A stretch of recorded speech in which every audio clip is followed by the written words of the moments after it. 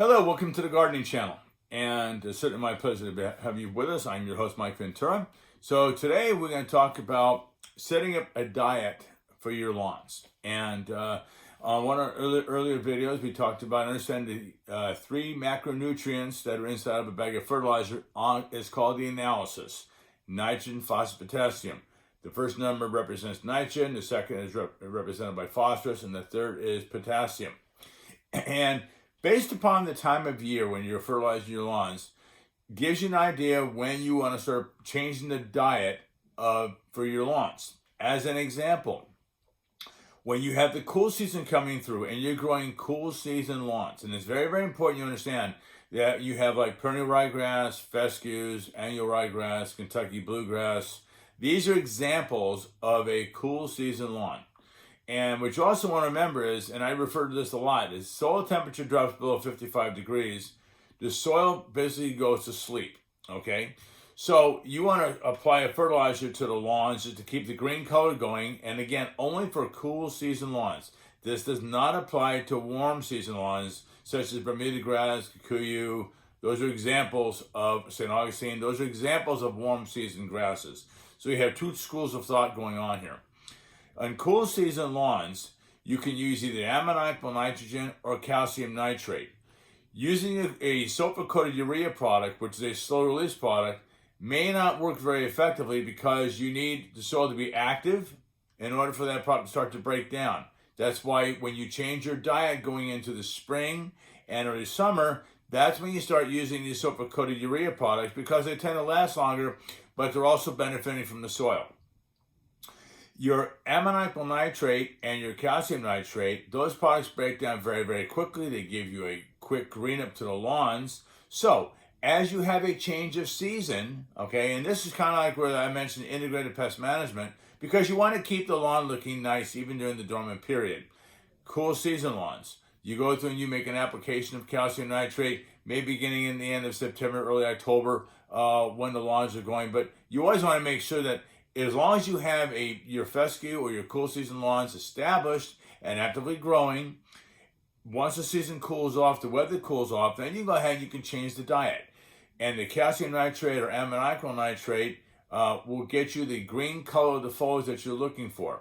Those products will last you about 4 to 5 weeks, and then they're gone. Nitrogen is one of the macronutrients that leaches very quickly, and it's used up by the plant very fast, and so consequently it's gone relatively quickly when you use it in ammoniacal or the calcium nitrate. Once you get into using the slow release forms of nitrogen, that, as I said, tends to last longer. So about every 5 weeks you want to go through, make an application of the ammoniacal or calcium nitrate, just so you have a little bit of an overlap between each fertilization round. And when I say fertilization round, I mean each application of the nitrogen. Then, as you get closer to springtime, as you get closer to March and April, especially as the soil temperature begins to warm up, the key here is your soil temperature. Once the soil temperature gets to 55 degrees and above, now you can begin to change the diet for the turf grass. That's when you can go from the calcium nitrate or ammoniacal nitrate over to the sulfur-coated urea, because that sulfur-coated urea requires active soil in order to start breaking that product down.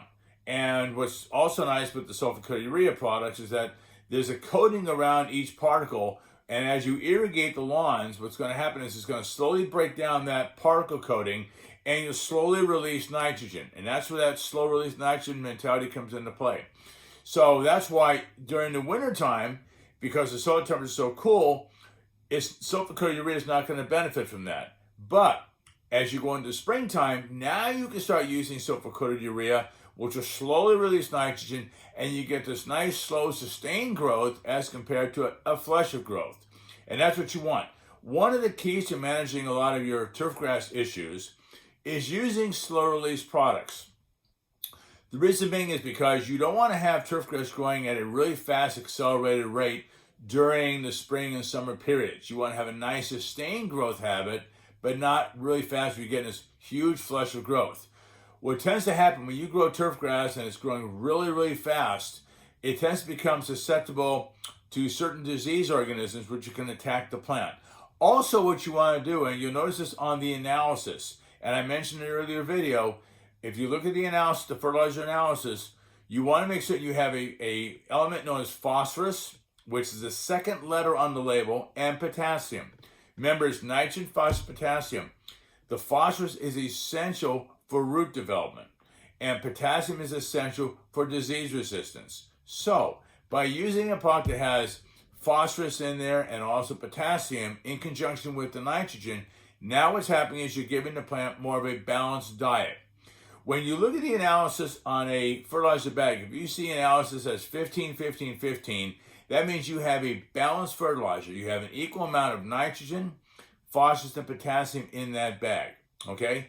So take a look at the analysis on the bag, and when you go through and you start getting ready to fertilize your lawns going into the springtime, take a look at using slow-release fertilizers. You'll find out they have a longer residual period as far as the green. It takes them a little longer to start breaking down because you have that coating that is around each particle. And with irrigation, it starts, as I said, break that coating down and slowly release the nitrogen. So the turf grass plant is getting fed nice and slow as compared to this big flush of growth that's going to be coming up. So that's what's really, really important when you're managing turf grass. You don't want to have this massive flush of growth coming up.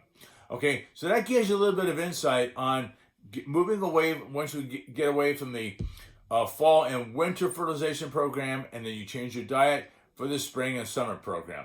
Okay, so with that, again, thank you for tuning into the Garden Channel. Certainly my pleasure to have you with us. Enjoy the garden.